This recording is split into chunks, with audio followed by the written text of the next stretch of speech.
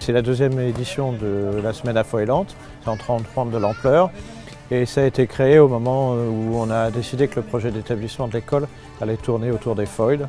Et voilà, donc c'est le rassemblement de tout ce qui peut voler en engin de glisse.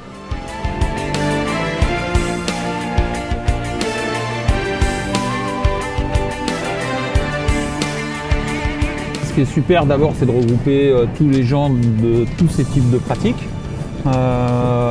En plus, ça donne l'occasion de faire des runs de vitesse qui ne sont pas les courses habituelles qu'on fait. D'habitude, on fait des courses où pour gagner, il faut arriver devant l'autre directement, tout le monde part ensemble et puis c'est le premier arrivé. Alors que là, pour gagner, il faudrait faire le meilleur temps. Et donc ça, il faut choisir le moment de partir.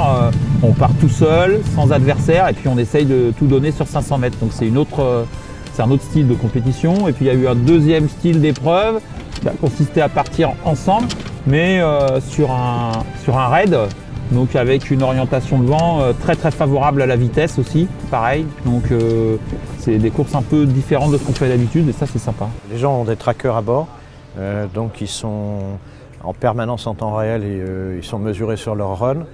Ils ont l'historique de leur performance. Je pense que ça rappelle les grandes semaines historiques de Brest dans les années 80-85.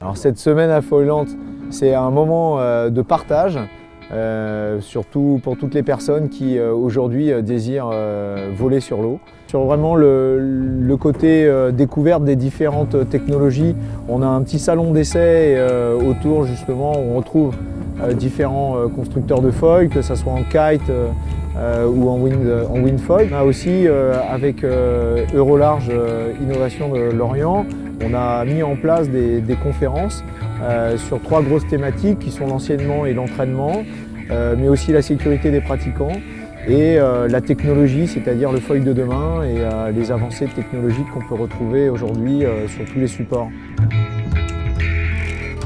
On y trouve des spécialistes qui nous livrent des informations qui pour eux sont des évidences, mais qui pour tout le reste du monde sont des sujets compliqués dont on n'a pas forcément les réponses. Donc les intervenants font la richesse des conférences. Et ensuite, la mise en réseau, les contacts B2B qu'on a avec les gens du même domaine, qui travaillent souvent dans le même sens et avec qui on peut faire des choses sympas.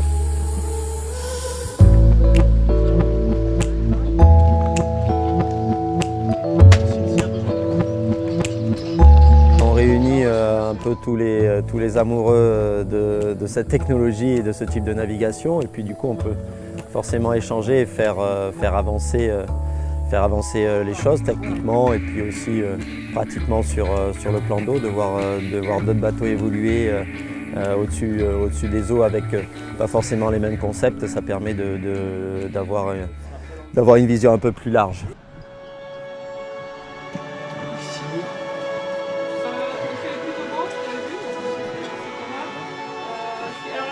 Vers au vent, on descend la verte, on la met là. Et c'est le responsable de flotte qui la mouille.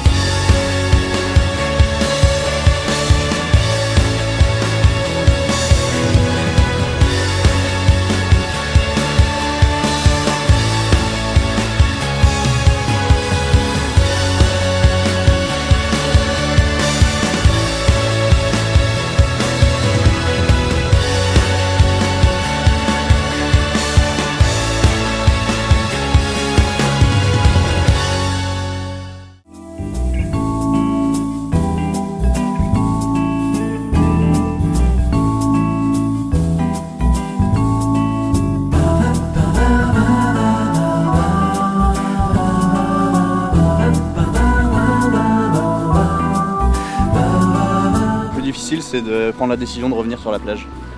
Parce qu'en fait, on n'a pas envie que ça s'arrête. Là, j'ai envie d'y retourner d'ailleurs. Peut-être voir s'il y a moyen de gratter un tour. C'est une drogue. Ouais. C'est addictif. Ouais, non, c'est surtout la sensation de vitesse et quand le bateau commence à monter et à accélérer, là, c'est vraiment génial. À partir de 20 nœuds, on sait qu'on va vite. Mais à partir de 30 nœuds, je trouve qu'il se passe quelque chose aussi d'assez sensationnel.